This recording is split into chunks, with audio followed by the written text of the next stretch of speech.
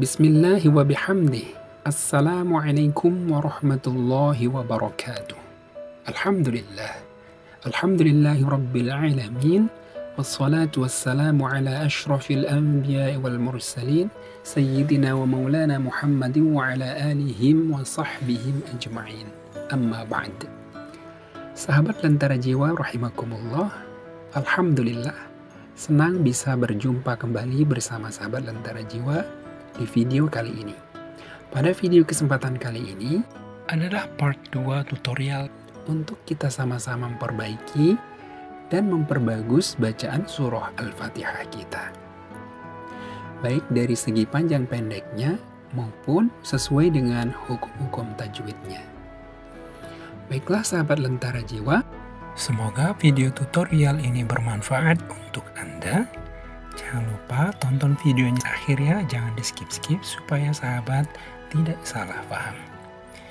Dan jangan lupa klik tombol subscribe untuk mendukung channel Lentera Jiwa. Klik tombol like jika sahabat menyukai video ini dan bagikan kepada orang lain jika menurut sahabat video ini bermanfaat. Kami ucapkan jazakumullah khairan katsira. Terima kasih banyak atas dukungan, support, dan partisipasi sahabat Lentera Jiwa. Baiklah sahabat Lentera Jiwa rahimakumullah, kita langsung saja mulai dulu kepada ayat yang kedua. Kita baca terlebih dahulu, baru kita bahas. Alhamdulillahi Rabbil Alamin. Baik, yang pertama di sini nama hukum bacanya adalah alif lam ma'rifat qamariyah. Ya sahabat ya, di mana sahabat Lentera Jiwa akan melihat di sini terdapat lam ma'rifat. Ya sahabat ya, terdapat lam ma'rifat yang memiliki tanda sukun. Nah, tanda sukunnya ini coba diperhatikan ya, seperti itu. Itu ada tanda sukunnya. Maka di sini nama hukum bacanya adalah alif lam ma'rifat qamariyah. Kenapa disebut qamariyah?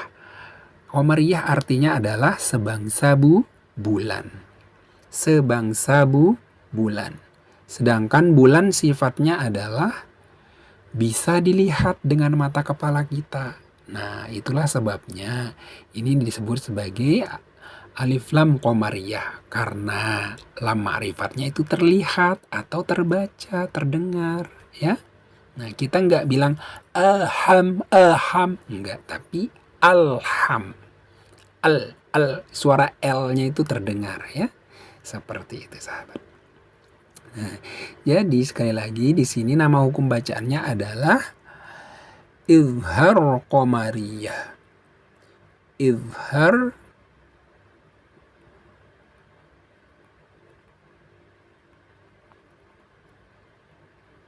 qamariyah.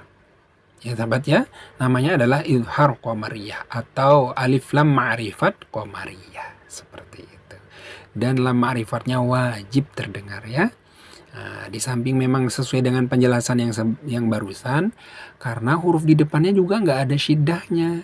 Jadi itu juga salah satu yang menjadi tanda untuk membantu kita agar kita termudahkan sahabat ya, untuk bisa membacanya sesuai dengan hukum bacaannya.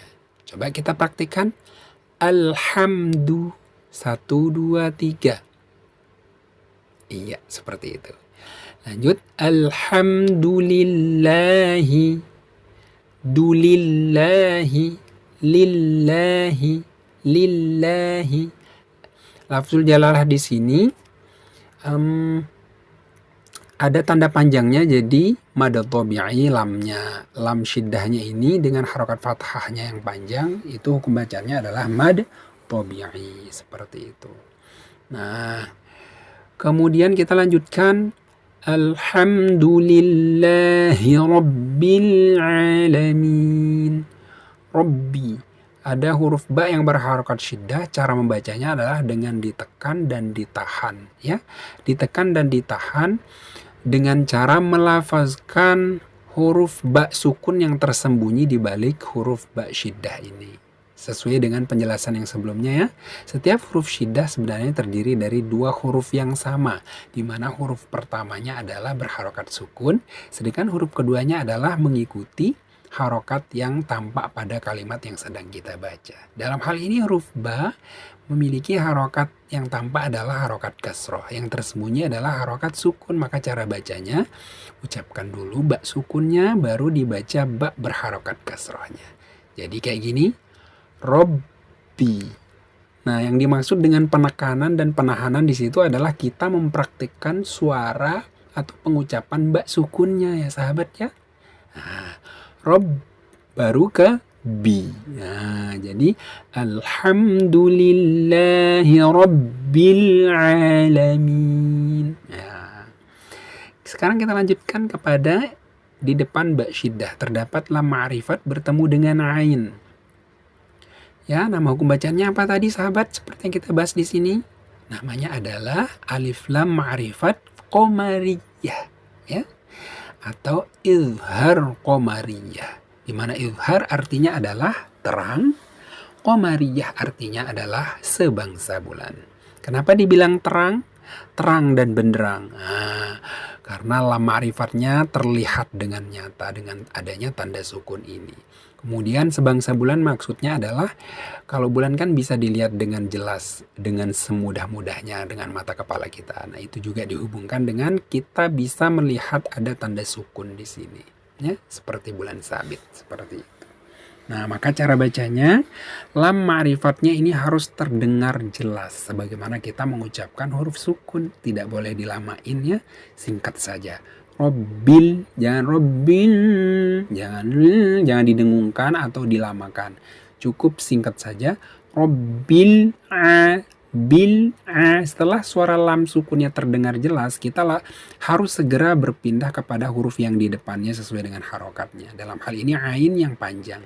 Ya, Robbil a, jangan robbil a, jangan. Tapi Robbil alamin. Oke. Jadi nama hukum bacanya apa tadi sahabat? Izhar qamariyah, ya. Oke, kemudian di depannya ada huruf ain yang memiliki harokat fathah kemudian diiringi oleh harokat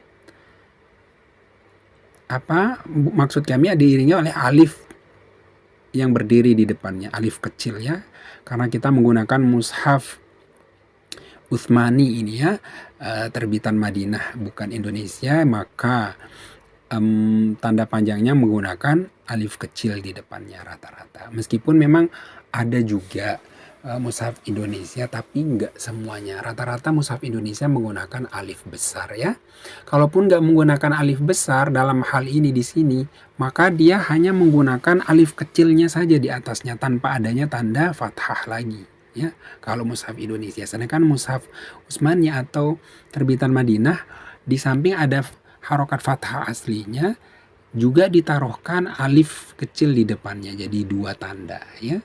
Sedangkan kalau Indonesia biasanya kalau tidak menggunakan alif besar maka dia hanya menggunakan alif kecil dengan meletakkannya di atas huruf tersebut atau di bawah huruf tersebut kalau dia harokatnya kasroh dibaca panjang ya. Rabbil alamin. Alamin. A sebelum dikasih tanda alif di depannya kan pendek. Sekarang ada alif mad di depannya, maka harus ditambahkan dengan suara a di depannya. A tambah a menjadi a, seperti itu. Ya sahabat ya. Rabbil alamin. Ini nama hukum bacaannya apa? Mad tabi'i atau mad asli ya.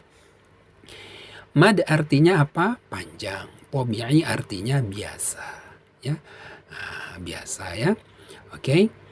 Kemudian min di sini seperti yang tadi kita bahas di him sama hukum bacaannya yaitu mad arid li sukun. Bisa dibaca 2 harokat, bisa dibaca 4 harokat, atau bisa dibaca 6 harokat. Terserah ya. Atau di antara 2 sampai 6, misalkan di antara 2 dan 4, 3 harokat misalkan. Nggak apa-apa. Yang penting tidak boleh kurang dari 2 harokat, tidak boleh berlebihan dari 6 harokat. Ya. Nah, seperti itu ya.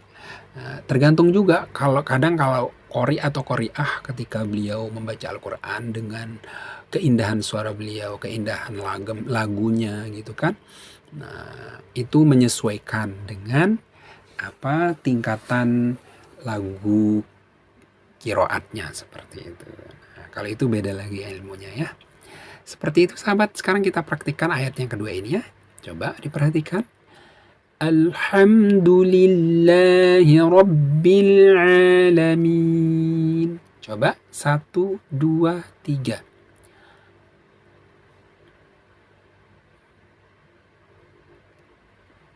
Oke, sekarang kita lanjutkan kepada ayat yang ketiga sahabat ya. Ayat yang ketiga, coba didengarkan terlebih dahulu. Ar-Rahmanir Rahim. 1, 2, 3. Iya. Sahabat Lentera Jiwa berkaitan dengan hukum bacaannya apa? Tadi kita sudah bahas juga ya. Nah, di sini ada alif lam ma'rifat bertemu dengan huruf ro berharokat syiddah. Nama hukum bacaannya apa tadi kita bahas di sini? Nah, masih ingat? Iya, betul sekali. Nama hukum bacaannya adalah idgham syamsiyah ya, atau alif lam ma'rifat syamsiyah, di mana ada alif lam ma'rifat yang tidak memiliki harokat sukun dan diiringi oleh huruf yang memiliki harokat syiddah di depannya. Ya. Oke, kita lanjutkan. Di sini ada mim berharokat fathah diiringi oleh alif kecil. Nama hukum bacaannya apa tadi? Sahabat. Iya, betul sekali. Mad tabi'i atau mad asli ya.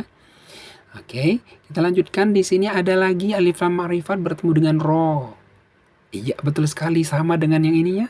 Tadi nama hukum bacanya adalah idgham syamsiyah. Tandanya alif lam ma'rifat bertemu dengan huruf ro syiddah ya. Nah, sekarang him.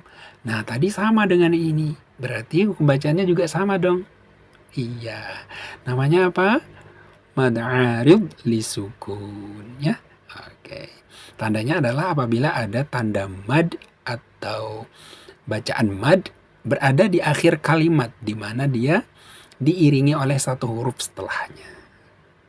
Ya, di ujung kalimat atau di ujung rangkaian kalimat dalam ayat yang kita baca. Nah, kita lanjutkan kepada ayat yang keempat ya sahabat ya.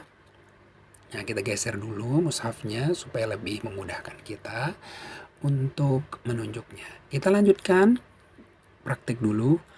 Maliki yaumiddin. Coba. Maliki yaumiddin. 1, 2, 3. Oke. Di sini ada huruf mim berharokat fathah diiringi oleh alif kecil. Nama hukum bacaannya apa? Mad tabi'i, betul sekali, hebat ya. Tandanya apa? Fathah bertemu dengan alif.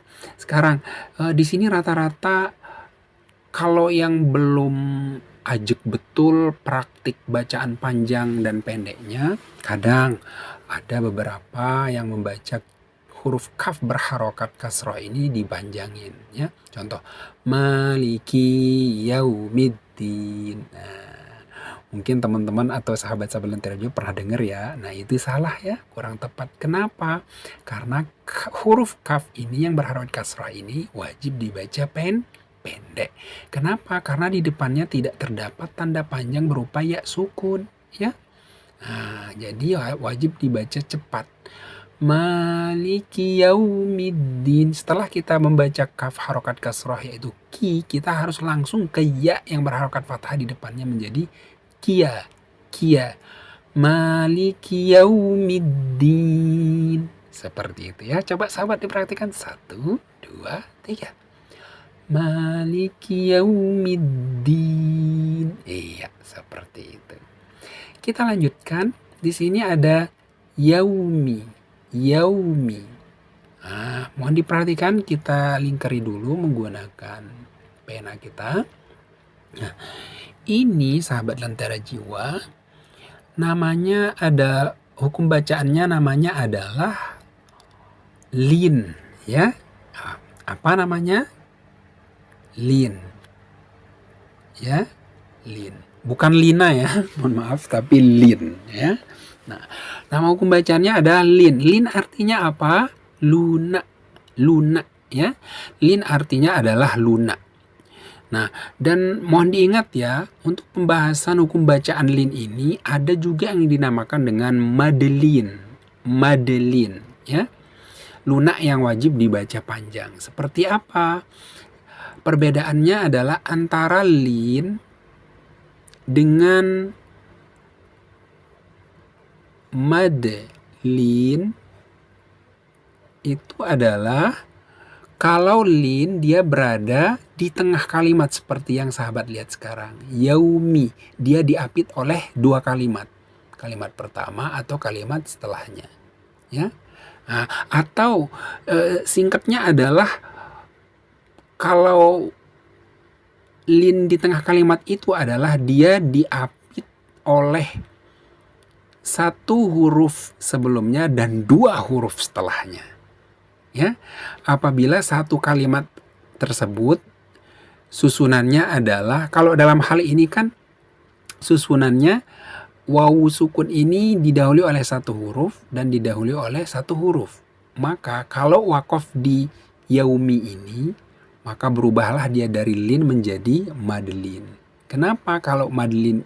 Karena kalau madelin ini dia posisinya di akhir kalimat atau kita sengaja mewakofkannya. Contoh, maliki yaum. Kalau diwakofkan di yaumi ini, maka yaumi ini wajib dibaca panjang. Maliki yaum. Jadilah dia madelin. Tapi kalau kita gabungkan langsung sampai ad-din, maka maliki yaumiddin. Jangan yaumiddin, jangan. Tapi cukup lunak, sekali lunak. Yaumiddin, langsung gitu. Nah, inilah yang dia maksudkan dengan di tengah kalimat. Nah, nanti ada beberapa kalimat yang sahabat akan temukan di mana dalam satu kalimat tersebut terdapat tanda lin tapi setelahnya diiringi oleh dua kalimat. Nah, itu meskipun dia diwakofkan atau di akhir kalimat, dia tetap sebagai lin, bukan madelin ya, karena dia diakhiri oleh dua kalimat ya. Sehingga atas alasan tersebut dia tetap disebut sebagai lin. Untuk jelasnya insya Allah nanti kalau kita ketemu lagi pada pembahasan sesuai dengan yang saya bilang tadi ya.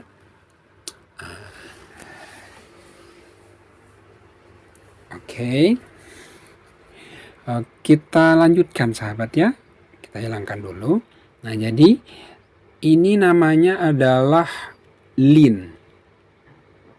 Karena dia di tengah kalimat sahabat ya. Tapi kalau sahabat berhenti di yaumi ini, maka dia menjadi madelin. Karena dia wajib dipanjangkan.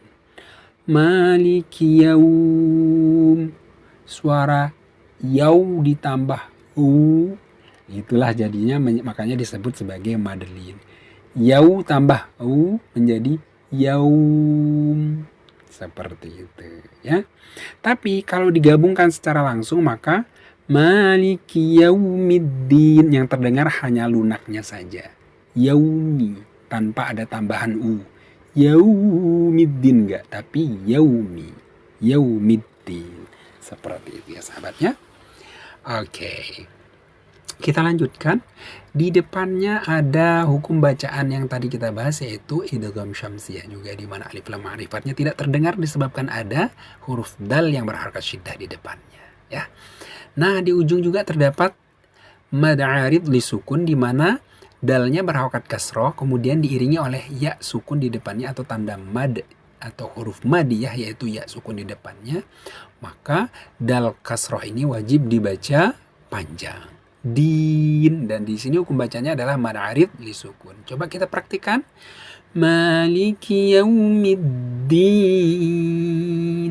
1, 2, 3. Oke, seperti itu.